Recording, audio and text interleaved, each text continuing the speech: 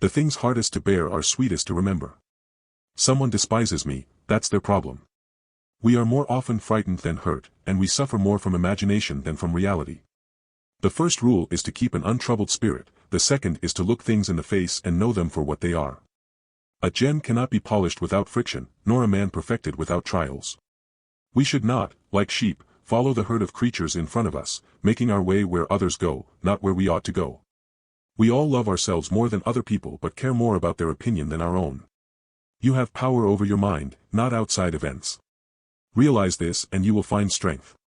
A man who suffers before it is necessary suffers more than is necessary. Be tolerant with others and strict with yourself. It is not by muscle, speed, or physical dexterity that great things are achieved, but by reflection, force of character, and judgment. If it's endurable, then endure it, stop complaining. Anger, if not restrained, is frequently more hurtful to us than the injury that provokes it. Your enemies can kill you, but only your friends can hurt you. The object of life is not to be on the side of the majority, but to escape finding oneself in the ranks of the insane. To bear trials with a calm mind robs misfortune of its strength and burden. Get busy with life's purpose, toss aside empty hopes, get active in your own rescue. No person hands out their money to passers-by, but to how many do each of us hand out our lives?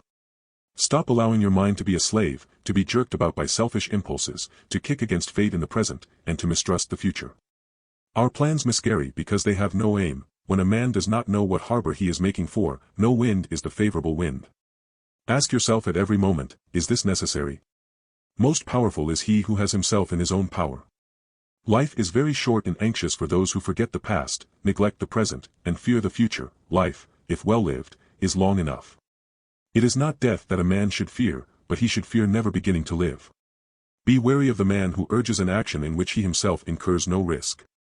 The best revenge is to be unlike him who performed the injury. No evil propensity of the human heart is so powerful that it may not be subdued by discipline. If it is not right, do not do it, if it is not true, do not say it. There is never any need to get worked up or to trouble your soul about things you can't control, leave them alone. True happiness is to enjoy the present without anxious dependence upon the future. The mind that is anxious about the future is miserable. Why should you feel anger at the world, as if the world would notice? When you arise in the morning, think of what a privilege it is to be alive, to think, to enjoy, to love. Difficulties strengthen the mind as labor does the body. Be like the cliff against which the waves continually break, but it stands firm and tames the fury of the water around it. The greatest remedy for anger is delay. No man can escape his destiny, the next inquiry being how he may best live the time that he has to live. If you are distressed by anything external, the pain is not due to the thing itself, but to your estimate of it, and this you have the power to revoke at any moment. Time discovers truth, how much more damage anger and grief do than the things that cause them. As long as you live, keep learning how to live. Receive without conceit, release without struggle. The art of living is more like wrestling than dancing because an artful life requires being prepared to meet and withstand sudden and unexpected attacks. Because the thing seems difficult for you, do not think it impossible for anyone to accomplish. Luck is what happens when preparation meets opportunity. Waste no more time arguing about what a good man should be one. Your days are numbered, use them to throw open the windows of your soul to the sun. If you do not, the sun will soon set, and you with it.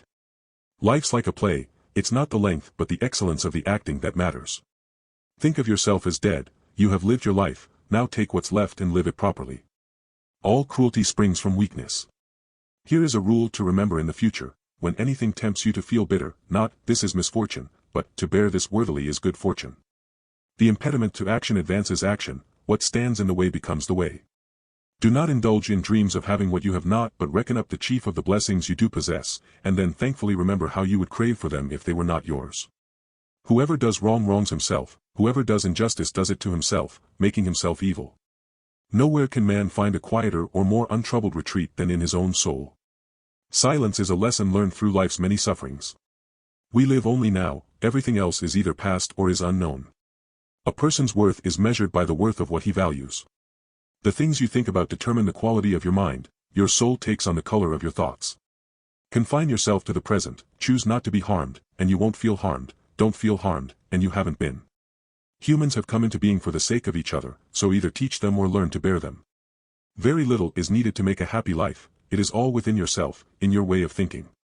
If you like being alone, it's a sign that you have inner strength and independent thinking. A man who likes being alone has more ability to appreciate moments of solitude, to enjoy the simplicity of life.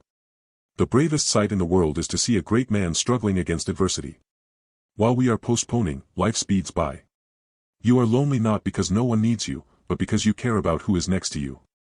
Do not act as if you were going to live 10,000 years. Death hangs over you, while you live. While it is in your power, be good.